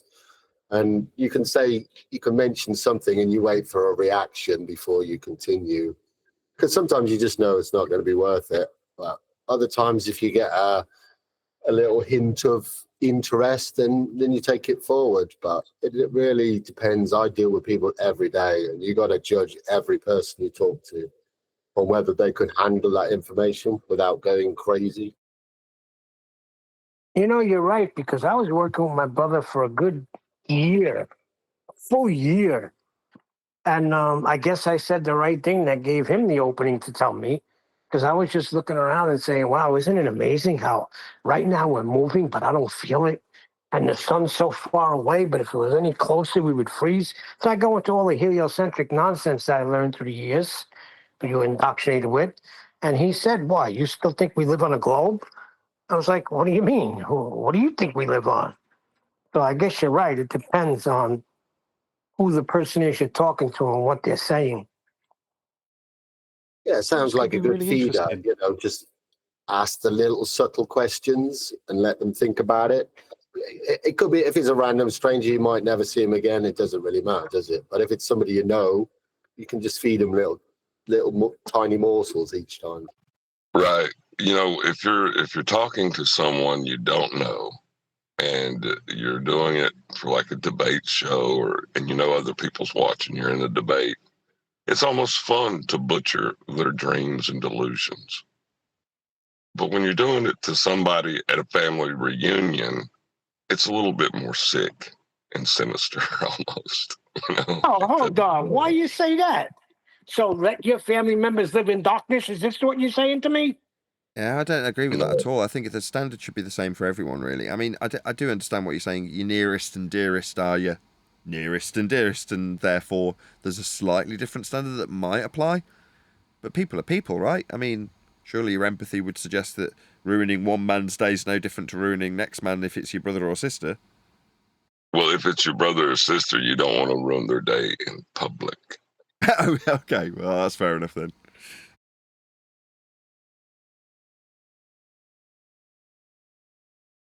I was going to say on that, like, have you? Because I'm thinking about, like, you know, when you go on the shows to like promote your book and stuff, like when you're on there, I'm really intrigued on, like, I know they're going to attack you personally. I know, you know, that you're, you know, they ain't going to attack the argument; they're going to attack you more. I understand that, but I'm also going to be like, what's new going to come up? Like, how they're going to spin it from, you know, what, like, measured flat? How? Because obviously that's what they've got to attack, and I'm doing, you know. It seems really intriguing on how they're going to do that. They can't. Go and read the comments in any video and see how they're addressing it. And they're not, is the simple, easy way to put it. There's nothing to attack. If you attack, let's put it another way. If you want to attack the current rhetoric, you relinquish your use of that I'm pointing out. The measurements I'm pointing out are the measurements they use to create the globe. So you've got two choices. One, accept what I say, because it's a fact. That's how Earth is measured. I'm just detailing how it's measured. I'm not making it up. Or say, no, it's not measured like that. And you go, okay, well then you can't use that measurement to suggest the ball. And they go, okay, well I will use that measurement. I mean, it's a really big ball that we measure flat. You go, no, we just measure it flat to create your big ball to believe in, but that violates the measurement. That's about as far as they can go. Now, I haven't actually had that put into effect by anybody. It's only John, who's here listening to this, that's put that as a potential rebuttal. Right, John? But that's about as far as they could push it.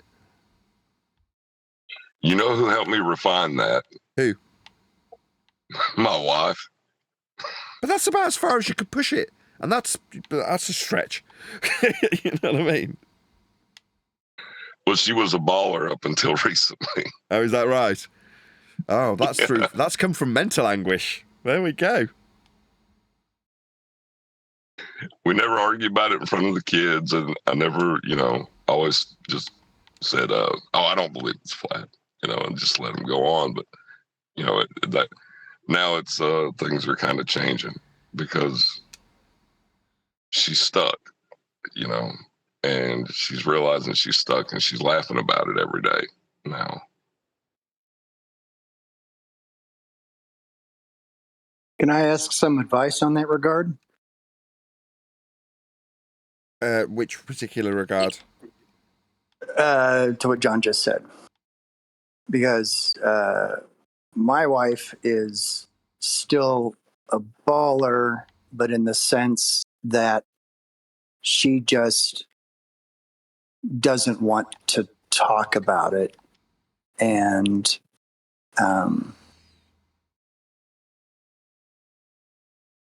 yeah, just doesn't want to talk about it. And My girlfriend the I can same. believe I can believe what I want and stuff like that. Yeah, don't talk about it because it'll come back up where she'll want to discuss it with you. Just let her be the one to bring it up. Don't bring it up. I found that out. No, I don't. Whenever Yeah, she comes in the completely agree. room, I got to bail off the Discord. I'm listening in secret when she comes in the room. She actually brought it up the other day when she was talking about another subject, and it's like, well, you just take this information and you know, this isn't like flat Earth or something like that. And I said, well, when you're interested in learning why I know the Earth is flat, then let me know. Yeah, I think that's Well, And fair. she's Other than the Yeah, she's slightly not in- condescending tone that has within that statement. So, Yeah, I know. Well, let's that's why I'm looking for different ideas to approach it. I mean, I didn't say it exactly like that. I Hold on said, a second. I know it. You're focusing on me. You asked John, and I shouldn't really have piped up. Sorry, John. You did have something to say. My bad. Go ahead, John. I'm sorry, but that's what my wife was doing to me. And so I took it back to what I knew. And I was just like, oh, cool, you have measurements then. Oh, you have a fact you want to put forward. Go ahead. See, that's where I can't do. I'm not to that level yet because she's not interested in talking about it. She doesn't care. She doesn't think it's important. So coming Right. back with, oh, so what are your globe Earth measurements? That's not going to work at this point until she actually asks me. Yeah. No. When she compares it to another topic and says it's like flat Earth, say, oh, cool. So you have measurements for this other topic then. It's funny because my girlfriend is literally exactly the same. Like, I guess you start to realize that some people, what they base their whole life on and what is important to them aren't those kind of things, like what is the shape of the place that we live in. So you do have to very slowly catch your monkey with that, a little bit of a point here, a little bit of a point there. And, they know they're not lying. You're not lying to them because you're their partner at the end of the day. You're not there to lie or make life hard. So it just takes a bit of time, I think. And remember also what they're doesn't there help for you. that, So, like- unless it is actually, you said, one of the things you said was, she said it's not, or thinks it's not important. Well, whether or not that's true is irrelevant to you and your relationship with her. So, yeah, it might be desperately important. But does that affect your relationship with her? And if the answer's no, let it go. Just let it go until, as John says, she brings it up. That's basically what we've done. I basically, there's the occasional roll of the eyes. It's not condescension. It's just like, you're kind of crazy, and but I still love you. kind of attitude. I mean, I've got better things to force down my wife's throat. Yeah, no, I don't force anything. But when they do the condescension a little bit, I just slip in, well, that's just the way we measure it. If you want to know about it, let me know. My wife's actually in the room. And she rolled her eyes when she heard that double entendre. You're right, hun. So I'm being rude. No, we move on. One of my daughters is on board, been on board for a few years. But that's based on biblical cosmology, which is where I focused a lot on as soon as I dropped the Feast of Nonsense pseudoscience junk. Because I basically prayed for God to show me the truth. And the truth is in Scripture. And so that's what I've been studying the most. What's nice is that probably since 2020 with FED, with the sextant stuff, God's been showing me through Scripture how all of this, since you started dropping all the Feast of Nonsense stuff and just went to measurements and practical experience with how we operate in a practical sense on the earth. And every time this new information comes up and I check it with Scripture, it checks out in the simplest way. We basically, what turned me several years ago was just asking God for, is the firmament true? And basically, yes, the firmament's true. It does exist. And so we did go to the moon then. Okay, we're done. And I can drop all of the nonsense stuff. There's no space because there's a firmament and there's water above it. And So that's the foundation I stand on for the truth of the matter and the measurements and the practical common sense how we use or how we measure everything is what confirms it outside of Scripture.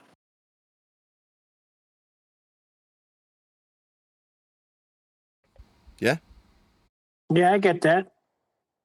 Yeah, me too. I feel Yeah, like I'm and following I've got a path that's not preordained, but certainly a path that's my path. You know what I mean? Yeah, because I wouldn't argue the firmament and the flat earth debate, but it's what I stand on. I mean, I believe, it says it in Scripture, and I'm a Bible believing Christian. So it's like, yeah, well done when I found out what firmament actually meant. But in a debate over here, I'm not going to pull a firmament out. I'm going to bring you measurements.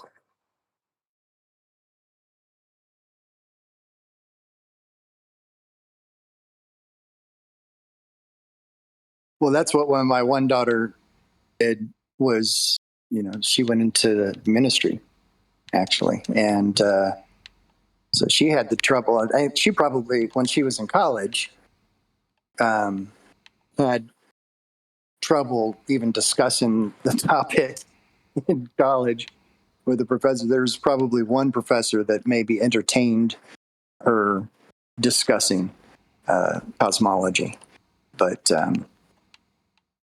so she's on board. She just doesn't, do anything proactively about it or whatever. But Well, she knows it's flat. professors are going to be, infected with Dunning-Kruger, right? They're going to think they're Oh, right. They're going to be totally indoctrinated.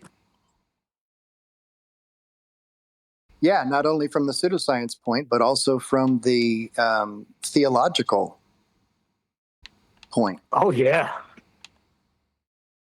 They're all theological heliocentrists. There's an old saying down south where they say the Christians hate sending their children to college because when they send them to college, that's when they get their beliefs shattered. And it shouldn't be that way, but that's the way it is. No, and that's part of the fault of the parents for not girding up the loins of their children before they go out into the world to be able to take the barbs and stuff like that. That's what I've been getting hit with for the past several years is being placing myself in situations where I'm getting beat up left and right from the world regarding the topic. And I found it's pretty much the same as if you're a street evangelist and you get beat up by the atheists. They almost make the same arguments. That way. Hold on. Atheists have no. See, this is where it troubles me because in both cases you got the upper hand in Christianity and in proving that Earth is flat. We have the upper hand. Now they'll come with a whole bunch of nonsense, pseudoscience and Darwinism that's unproven. That's ridiculous. Evolution, ridiculous. Big Bang, ridiculous. But they think they have the upper hand. No. And this is where QE is underappreciated. Yeah. What's up, guys? Hello. What's up, Eli? Hello. You sound good. Thank you. I think that it's just that we aren't putting things into proper perspective. And the proper perspective is that majority of the people we come into contact with are programmed. So, in my mind, they're no better than a child. At least that's what they revert to mentally when we have this discussion. That thought is a very concerning thought to me. I'm not worried about the fact that most people aren't. Why is it that we have the winning argument and they don't? Listen, the reason we're spinning our wheels and wasting so much time is because we're not addressing the real problem. We're addressing the symptoms. The problem is logical fallacies. And we are addressing that, but to think that that's not the main reason that this programming is effective, to not have that at the forefront of your mind when you ask yourself these questions, that's, you know. Well, what do you do when somebody's programmed, Eli? That's something we should ask ourselves or look inward. Got to deprogram them, right? Nah, I'm saying the opposite. I know. I'm saying don't be a flat Earth evangelist. I mean, if your loved one will benefit from knowing this information, then yeah, tell them when they're ready to hear it. But I mean, it's not exactly bringing them to Jesus, is it? When you point out Earth's measured flat, it seems so basic. But that's funny though, isn't Yeah, it? but Because even when Eli's talking about if you the look at guys that, we they- deal with, right? Yeah, it is basic. Unfortunately, that's what I mean. Like, that's why I have such a pessimistic view on the whole, because of that right there. The whole, like, yeah, this idea that we're gonna maybe change the world with like the best argument in the world or whatever. Like, yeah, the bottom line. Secret king, huh? Secretly, we're the Eli, salvation I for the usually world. say that, Eli. Yeah, unfortunately, I think that we have the wrong idea that we're becoming free because people are accepting that the earth is flat. Well, no, they're still believers and they're still susceptible to the same program because they're still using the same logical fallacies. So what's changed? My underwear, quite a few times. at least 5 At times least during twice. the week. Yo, Eli, hold And on a that's second. a We good can thing. change the world, though. Wait a second. I think we can change the world. It only takes one man. Remember that. What do you want And to if we change? can get it through, It only takes an angry mob to kill that guy. Hey, All I'm saying is it's really up to God. So we should stop being so emotionally invested in things we can't control. Should we be our best selves and should we continue this fight? Sure. But I won't be too full of myself doing it. I can only hope that I'm doing the designs of God. That's it. There you go. Well- That's much more like it. Bit of humility. You hope you're doing the right thing. Yeah. As long as you don't think you're the secret king and you're going to change the bleeding world, then you'll be all right. I beg to differ. When it comes to things pertaining to salvation, yeah, I rely on God. That's it. Unless God takes the veil away, I can't do anything. But pertaining to what the earth is, I mean, there's a lot we got to fight through with that.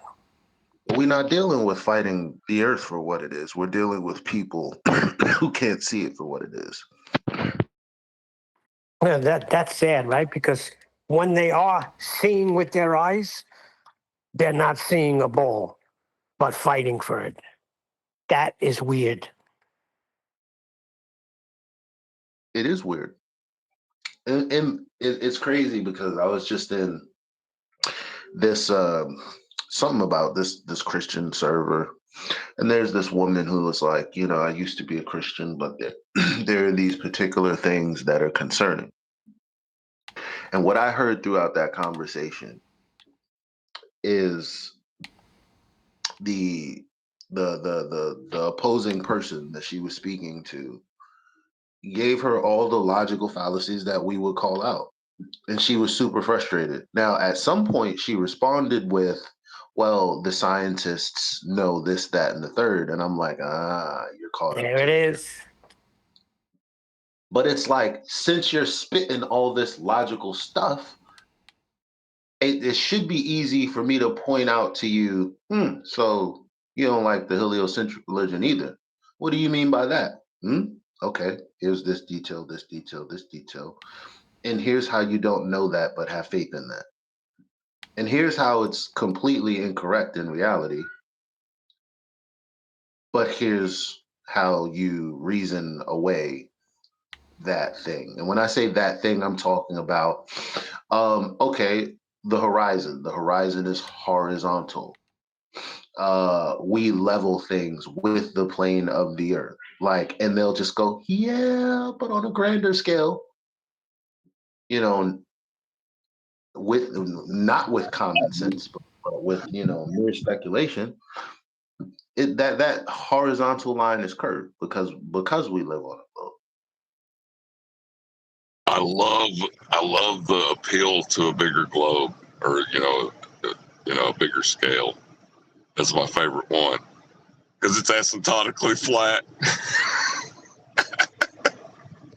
Yeah, that's a failure to appreciate that the asymptotically flat plane of the heliocentric model bifurcates the ball. That is to say, if you're going to try and reify this step by step, you'll still end up in the ball, not on the ball. So saying, well, it's just big, like, no, you're never going to make a ball big enough to make it flat, ever. Doesn't matter what scale the ball is, it's never flat, right? But that ain't how it works. It's in the ball, on a plane, at all scales. Yeah, exactly, Nathan. You hit it right in the head. But see, my trouble with that, Eli, is he's saying, yeah, but on a larger scale. What larger scale? You are never on this ball. It don't exist. Never has. You have always been standing on a flat surface. Indeedy weedy. Right, with that, I'm going to round out again for the second time today. Last time this week, as it is for Friday. Happy days indeed. So another huge, massive, enormous thank you to both Discord and G+ panels for making today's after show possible. And of course, a massive thank you to all of you for liking, commenting, sharing, subscribing, joining as a Nathan Oakley 1980 channel member, and all that good stuff. I've been Nathan Oakley, and I will see you all in the next video.